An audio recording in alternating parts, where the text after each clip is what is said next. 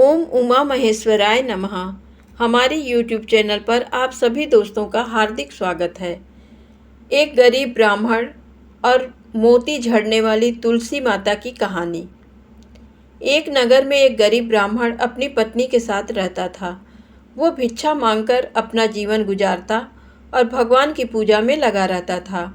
वह उतनी ही भिक्षा मांगता जिससे उसके और उसके परिवार का पेट भर सके। उस नगर का राजा बहुत धनवान और ब्राह्मणों का आदर करने वाला था। राजा किसी भी ब्राह्मण को अपने महल से खाली हाथ नहीं जाने देता था। दूर दूर से ब्राह्मण राजा के पास आते और मुंह मांगा दान लेकर आशीर्वाद देते हुए चले जाते।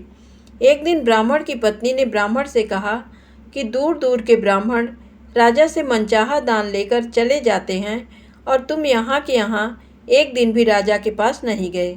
जन्म भर कंगाली कहाँ तक झेलूं? आज तुम जाओ और राजा से कुछ मांग कर लाओ। ब्राह्मण ने अपनी पत्नी को समझाते हुए कहा, तू तो बावरी है, हमें धन की क्या ज़रूरत? हमें इतना तो मिल ही जाता है जिससे हम अपना पेट भर सकें, और राजा का धन अच्छा नहीं होता, वो हमें नहीं लेना चाहिए। ब्राह्मण की पत्नी जिद पर अड़ गई और बोली, मैं तुम्हारी एक भी बात सुनने वाली नहीं हूँ। कब तक हम कंगाली में जीते रहेंगे? तुम तो रोज़ माला लेकर बैठ जाते हो। अपने बच्चों को क्या खिलाएं और क्या पहनाएं? जब बच्चे दूसरे बच्चों को पहनते ओढ़ते और खाते पीते देखते हैं तो उनका मन भी ललचाता है। आज तुम राजा के पास जाओ, राजा बहुत भला व्यक्ति है, वो हमें ज़रूर मुँह मांगा दान देगा। मजबूर होकर ब्राह्मण राजा के महल की ओर चल दिया, पर राजा उस समय महल में नहीं था। ब्राह्मण को वापस लौटना पड़ा। दूसरे दिन ब्राह्मण की पत्नी ने ब्राह्मण को फिर से महल भेजा, परंतु राजा फिर से महल में नहीं मिला। तीसरे दिन राजा महल में मिल गया और उसने ब्राह्मण का स्वागत किया और उसे आसन पर बैठाया और 2 दिन न मिल पाने के लिए क्षमा भी मांगी। राजा ने कहा, मैं आपकी क्या सेवा कर सकता हूँ? ब्राह्मण ने कहा, जो मैं मांगूँ वो आप दे सकेंगे? राजा ने कहा, हाँ हाँ, कहिए, मैं आपकी क्या सेवा कर सकता हूँ? ब्राह्मण ने निवेदन किया, महाराज, मैं कुछ और नहीं चाहता, बस आप मुझे अपनी पसीने की कमाई से 4 पैसे दान में दे दीजिए। ब्राह्मण की बात सुनकर राजा चौंक गया और सोचने लगा, खजाने में बहुत सारा धन पड़ा है, पर मेरे मेहनत की 1 कौड़ी भी नहीं है।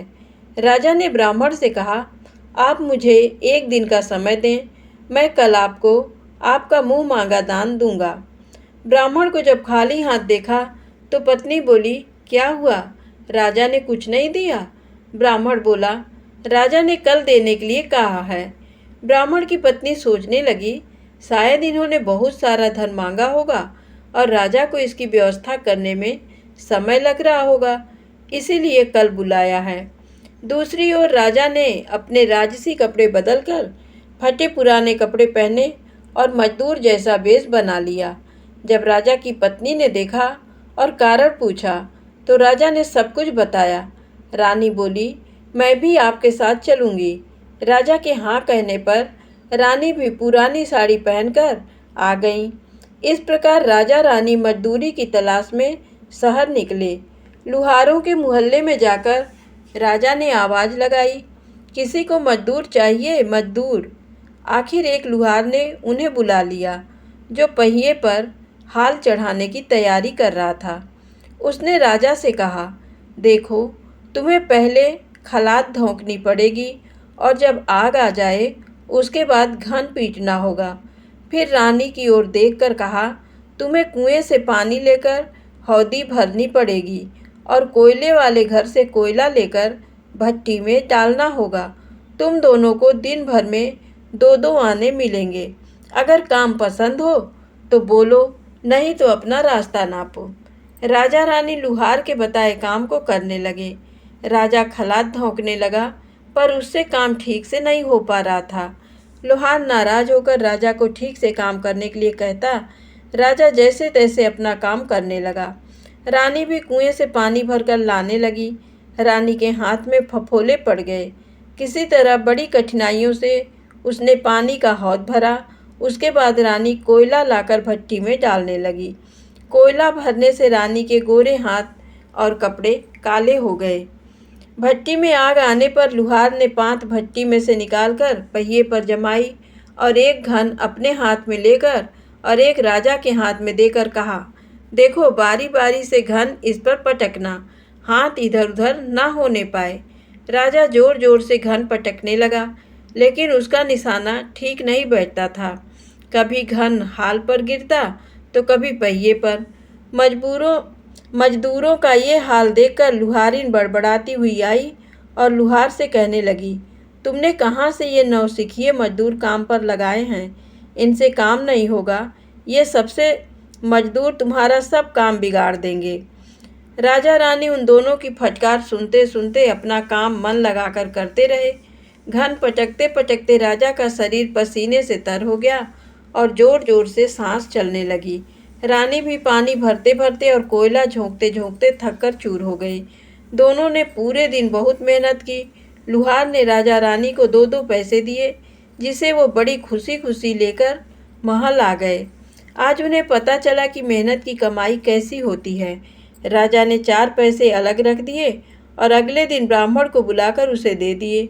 ब्राह्मण राजा को आशीर्वाद देकर घर लौटा और ब्राह्मणी से कहा, लो मैं राजा के यहाँ से दक्षिणा ले आया हूँ।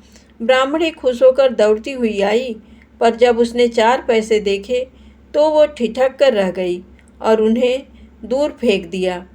वो जल भूनकर ब्राह्मण से बोली, तुम जैसे दरिद्र से राजा के यहाँ जाकर भी कुछ न मांगा गया, शर्म भी नहीं आती, कहकर रूठकर चली गई और बहुत देर तक बड़बड़ करती रही।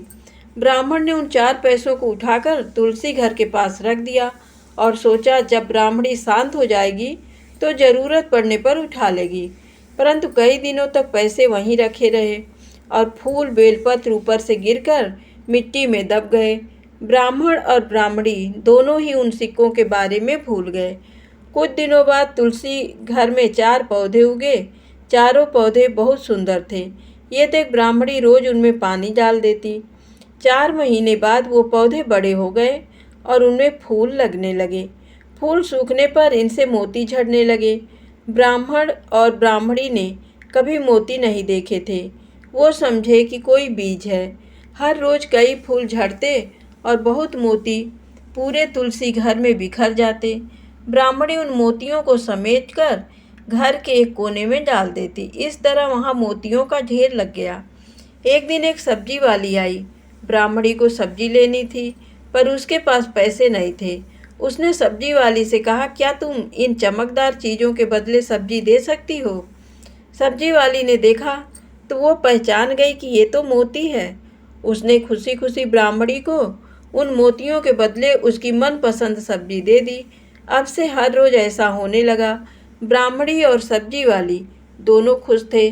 सब्जी वाली ये सोचकर खुश थी कि मुझे 1 पैसे की तरकारी के बदले हजारों का माल मिलता है, और ब्राह्मणी ये सोचकर खुश थी कि इन चीज़ों के बदले सब्जी मिल जाती है।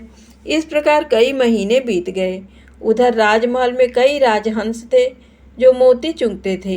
राजा का ये नियम था, जब राजहंस मोती चुग लेते थे इसके बाद ही राजा और उसका परिवार भोजन करता था। एक समय बाद राजा का सारा धन उन मोतियों और दान देने में खर्च हो गया। अब राजा को मोती खरीदने के पैसे तक नहीं बचे। ये खबर पूरे नगर में फैल गई। ब्राह्मण और ब्राह्मणी को जब ये पता चला तो उन्होंने यही विचार किया कि राजा बहुत दानी और नेक दिल है। उसने अपना सब कुछ दान कर दिया, यहाँ तक कि शायद उनके पास खाने को भी कुछ नहीं है। ऐसे हालत में हमें उन लोगों की सहायता करनी चाहिए। ब्राह्मण ने ब्राह्मणी से कहा, अगर तू कहे तो इसमें से कुछ बीज राजा को दे दूं। तू कहती है इससे सब्जी और खाने की चीज़ें मिल जाती हैं। ब्राह्मणी ने कहा, हाँ, मैं रोज़ इसके बदले सौदा लिया करती हूँ। ऐसा कहकर ब्राह्मणी एक टोकरी बीज भर लाई। ब्राह्मण राजा के पास पहुँचा और उसे वो मोती दिए और राजा को सारी बात बताई। राजा उन मोतियों को देखकर चौंक गया। उसने मोती राजहंस को दिए। राजहंस उन्हें चुगने लगे। ये देख राजा ने ब्राह्मण से कहा, एक एक मोती सैकड़ों रुपयों का है। सच बताएं, आपके पास इतने मोती कहाँ से आए? ब्राह्मण बोला, महाराज, ऐसे बीज तो हमारे घर पर बहुत हैं। और राजा को पूरी बात बताई। राजा अपने मंत्रियों के साथ ब्राह्मण के घर पहुंचे और उन चारों पेड़ों को देखा। पूछताछ में उन सिक्कों वाली बात सामने आ गई। जब पेड़ों को देखा तो उनकी जड़ के पास वही सिक्के चिपके हुए थे। आज ब्राह्मण ब्राह्मणी को मालूम हुआ कि उनके पास लाखों करोड़ों की दौलत है, जिसे वो साधारण बीज समझते थे। ब्राह्मण ने सोचा कि मेरे लिए ये धन किस काम का। ऐसा सोच ब्राह्मण ने सारे मोती राजा को दान में दे दिए। राजा की आंखें भी खुल गईं। मेहनत के धन की कीमत उन्हें मालूम पड़ गई। उस दिन राजा ने प्रण कर लिया कि मैं खजाने के पैसों से एक भी पैसा अपने खर्च में नहीं लगाऊंगा। अपना खर्च मेहनत करके चलाऊंगा। खजाने और ब्राह्मण के दान से राजा ने जनता के हित में कई धर्म कर्म काम शुरू कर दिए। धन्यवाद।